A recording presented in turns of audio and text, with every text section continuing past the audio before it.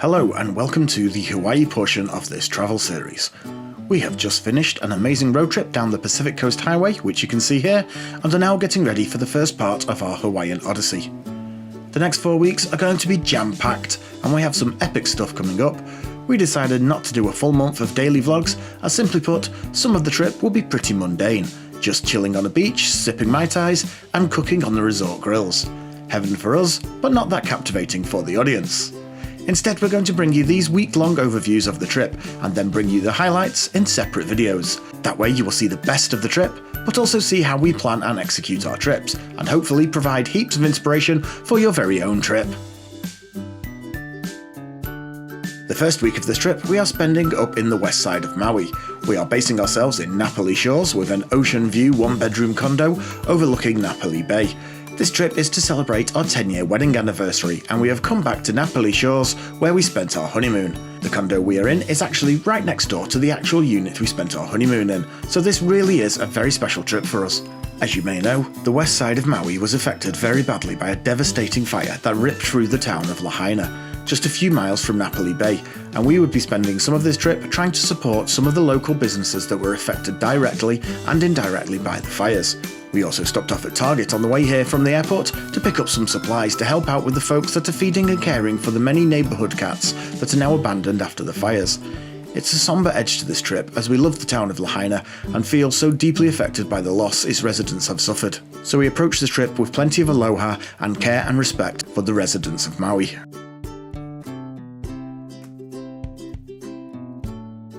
Our actual 10-year wedding anniversary was to be the first day on the island, so this was going to be a pretty chill day. Jet lag.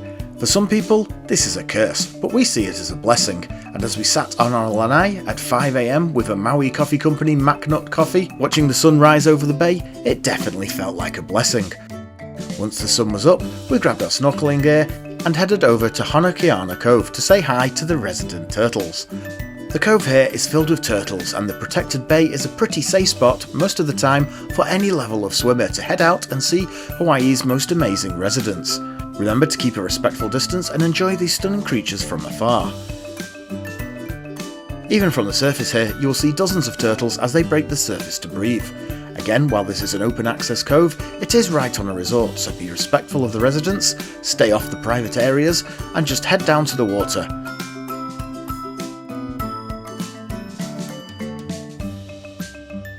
Entry can be tricky, but there is a small sheltered micro inlet where you can lower yourself down into waist-high water before heading out into the bay. After some amazing time with the turtles, we decided to hit up the gazebo. This famous breakfast spot is right on the bay and has hour-long queues pretty much every day. It serves up huge fluffy pancakes, amazing omelettes, or the best breakfast burrito ever, along with its signature fried rice. A must-try when in Maui. We are lucky enough to be staying in the same resort as the gazebo, so we can skip the queue and order us takeout to eat on the lanai. By now, it was still only around 10 AM, and we had a little shopping to do.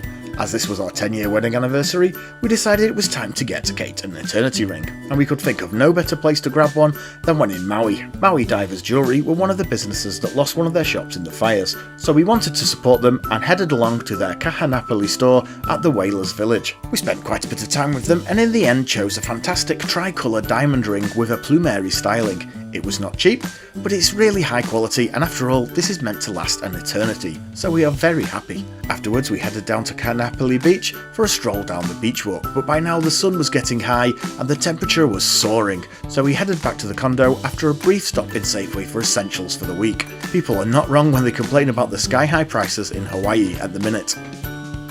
Back at the condo, we had just one last treat planned out for our anniversary, and that was an afternoon at the Sea House restaurant. This oceanside eatery has an amazing happy hour, with cut-price pupus, $11 cocktails, and a selection of reduced-priced beers and wines. It was the perfect spot to just kick back, take in the stunning Napali Bay, and just get a little bit tipsy.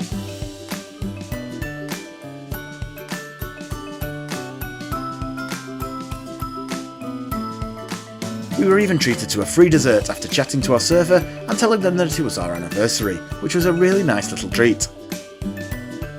We then just headed back to the condo, whipped up some Mai Tais and watched the sunset over the ocean at the end of a perfect day.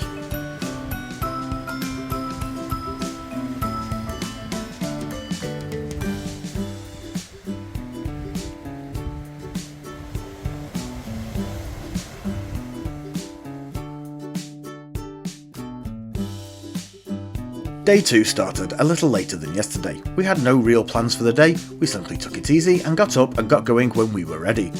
With the sun shining, we headed out to just take it easy and hit a few beaches, starting out with Kahekili Beach Park, better known as Airport Beach. This is one of the most popular beaches in West Maui, and with good reason. It's stunningly beautiful, has a gentle sandy shore, calm waters, and some really good and accessible snorkeling. We never find the snorkeling here the best on the island, but it is always consistently decent. There are not as many turtles here as at other beaches, but there is loads going on and some really nice coral on the reef that lies just meters from the shore. Just be aware of the currents, these are usually parallel to the shore, but can sweep you quite away from your entry point. The calm, predictable conditions make this the perfect spot to try out snorkeling for many people.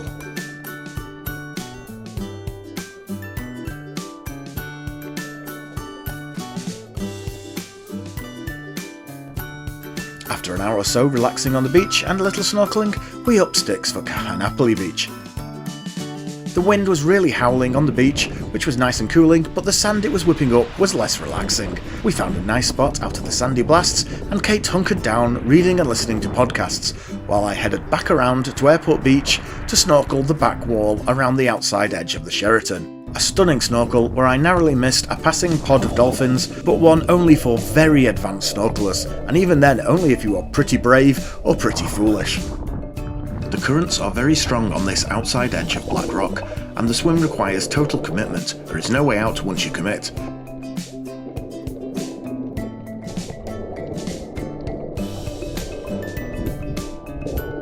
To the left is Black Rock, and its vertical walls and heavy swells mean even approaching the wall is pretty dangerous, and you could not get out regardless. And to the right is just the open ocean.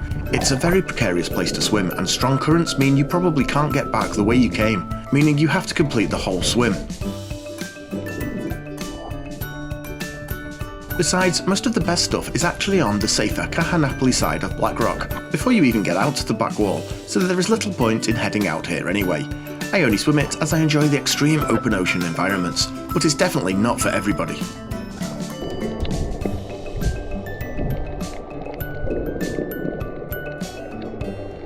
After this, Kate, who did not fancy any of the snorkeling spots so far, decided we should head back to the resort to go swim with the turtles over in Honakiana Cove again.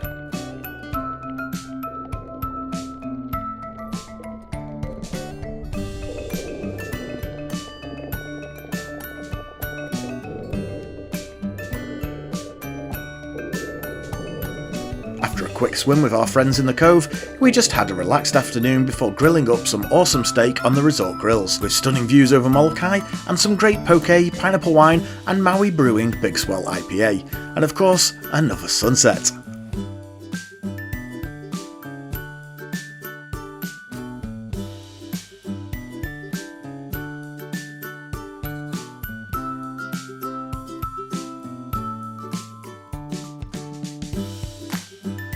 Hopefully you can see why we decided against doing a whole video for each day, as day 3 was just more of the same. Beaches, barbecues, mai tais and sunsets. This time we headed north to find DT Fleming Beach for a play in the waves, then a milkshake at the Burger Shack overlooking the beach.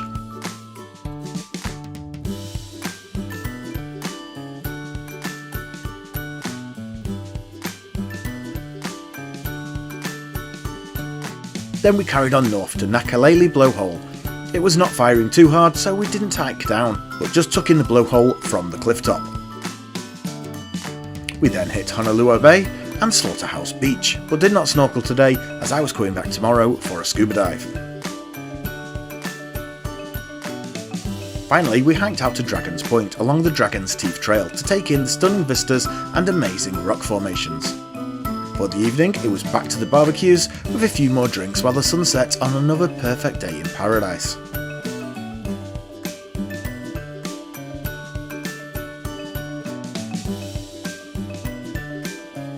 Today, we finally started getting things going on this part of the trip. Kate got another easy morning as I headed off with Maui Diving to do a 2-tank dive trip on their Manta and Shark Dive. The Manta Dive is a long dive out to the Manta cleaning station at the far tip of Honolulu Bay. Although called a Manta Dive, it's a pretty long shot to actually see the mantas here, But the dive is on one of the most pristine reefs in all of Hawaii, so it's a really nice dive with tons of life and some great coral structure. No mantas, but lots of turtles throughout. And a really, really beautiful dive.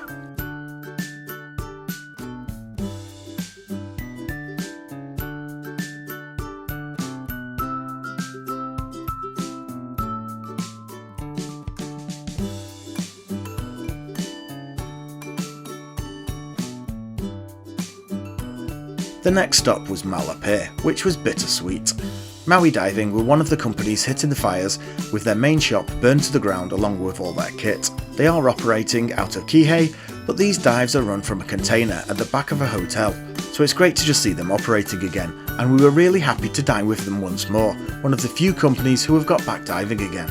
Mala, however, is right in the burn zone, and this was my first time back here since the fires, and driving into Mala was really hard. The surrounding area is utterly devastated, and recovery and healing will be long and slow. This was a tough trip, however, once underwater, the magic comes flooding back. This is a stunning dive site. Near to shore, it's pretty average, and can be quite awful, with poor visibility, but a short way out, you hit the thermocline and bang! The visibility just opens up. Clear water, shallow depths, and an amazing structure just leads to the prettiest dive site on all the island. The light is just fantastic, so much colour and vibrance. There are heaps of fish, and a ton of turtles, and even some sharks. They're just small white-tip reef sharks, hiding in the crevices, but they are there most days. It's just an easy and really rewarding dive site all around. It's also nice and quiet at the minute, as only the locals and dive operators are visiting here at the minute. Back at the condo, after Kate's busy morning doing nothing, we jumped straight in the car and headed back out, this time for lunch at another Maui icon, Leoda's Pies. We got takeout and sat by the shore enjoying our huge smoked ham sandwiches and the to die for choc McNut pie. Don't miss this one. We also dropped off the supplies that we bought for the neighbour cats on our way back from the pie shop. The final part of the day took us back into the burn zone and to another business that has luckily managed to resurrect itself after the fires, the Old Lahaina Luau. This was always our favourite luau on Maui, but it had reinvented itself after COVID to be even better, and we needed to head back, but then the fire struck. The luau grounds were miraculously untouched, but the staff and surrounding areas were so badly affected it could not reopen for quite some time, but finally it has, and we were one of the first back to the event. We headed over in an Uber as we expected to drink quite a bit. The entire evening is now table service, no buffet here, and we had endless drinks brought right to our hands by our amazing servers. We milled around down by the water as the sun set before settling down into our nearly front row traditional seating. The 4-course meal was amazing and had some really great authentic dishes, along with some more familiar style foods for those who are less adventurous.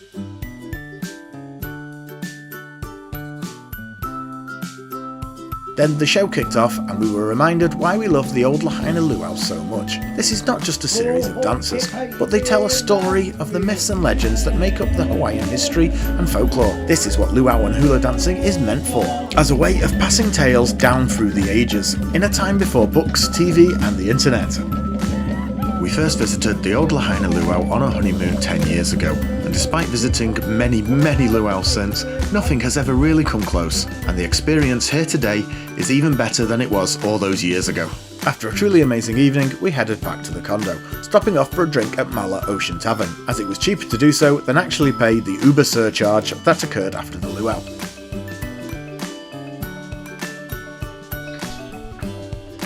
Today was a really early start, which felt pretty rough after last night's exuberance. But after a nice breakfast aboard Trilogy 7, we started to perk up as we headed across the channel towards Lanai, the sun beaming down gloriously after a beach boarding at Kaanapali Beach. The sail across was stunning and we saw lots of flying fish and larger pelagics zooming out of the way of the catamaran as we approached the island of Lanai, but unfortunately no dolphins. Once at Lanai, our amazing head guide Brittany regaled us with some fascinating tales of the Lanai coastline before docking, and then herding us over to the stunning Ulopoi beach, where we spent a few hours snorkeling, watching the dolphins play offshore, and just enjoying the scenery and natural setting. The snorkeling here was pretty average. There was good visibility, but not too much to see, and whenever we tried to head towards the most promising spots, we were hauled back in by the safety swimmer, despite being highly advanced snorkelers. Still, it was nice to snorkel in a new and different location.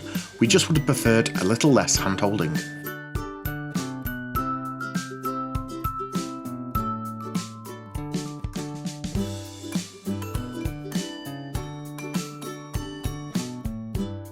It was then back over to the harbour for a really good all-you-can-eat lunch of teriyaki chicken, stir-fry noodles, salad and corn. We then climbed back aboard the boat and headed off again towards Maui. On the return leg, the bar is opened and we started hitting the cocktails. This is an open bar and we got a good few in on the ride home. On this leg of the journey, the winds are usually favourable and the crew haul the sails and let us sail back under wind power. Unfortunately, the trade winds were off on this trip and there was basically nothing to power the boat other than its diesel engines.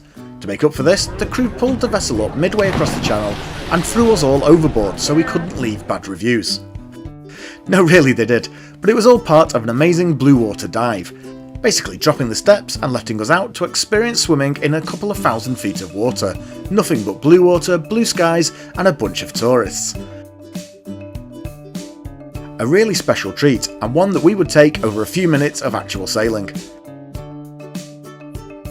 Finally, we were off again heading for Kahanapali Beach, and this time the trip was really over.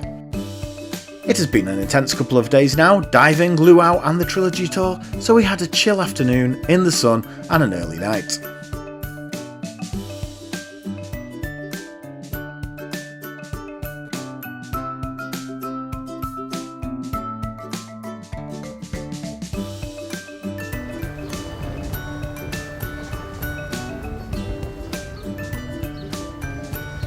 This was our last full day on the island and we were pretty sad, so we just spent some time in the resort just relaxing and enjoying the bay. We hit the gazebo for lunch, which is not as great as for breakfast but still pretty good, and then we headed off to hit a couple more beaches. First we visited the often overlooked Aloha beach, which is sometimes called Ironwoods. It's hard to get to, but stunning and really natural, but with powerful waves and a rocky bottom, it's not great for swimming. After this, we headed back down south to Honokauahi Beach Park. I headed off snorkeling, exploring the various nooks and crannies of the reef, while Kate stayed on the beach, but was unfortunately under attack from falling kukui nuts.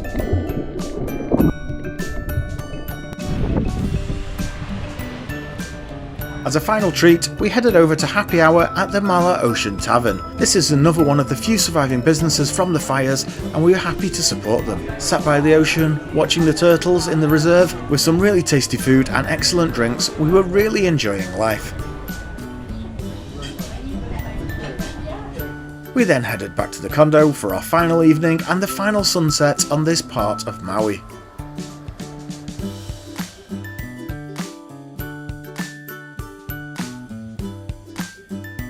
We woke to our final morning in Napili and found it raining. This was a little annoying as we had a last little bit of snorkeling planned. However, we waited it out while doing a bit of packing and the skies eventually cleared and we headed off to Kapalua Bay for a pretty extreme snorkeling adventure. We snorkeled all the way around the bay and then out around the headland into the Cliff House Bay.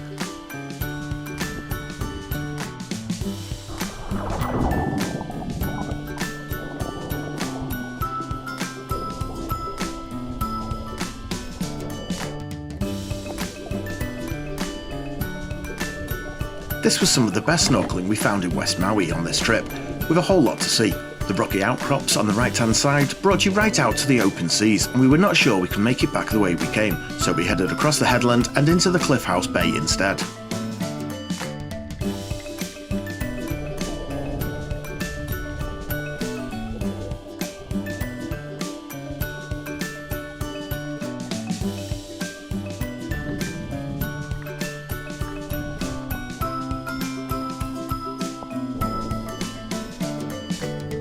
Here we found a secluded beach where we hauled out and spent a few minutes chilling with some turtles.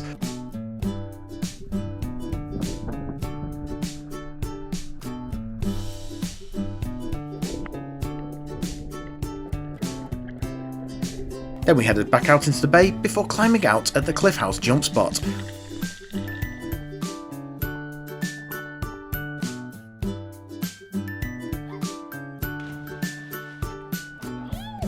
Allowing us to hike back over into Kapalua.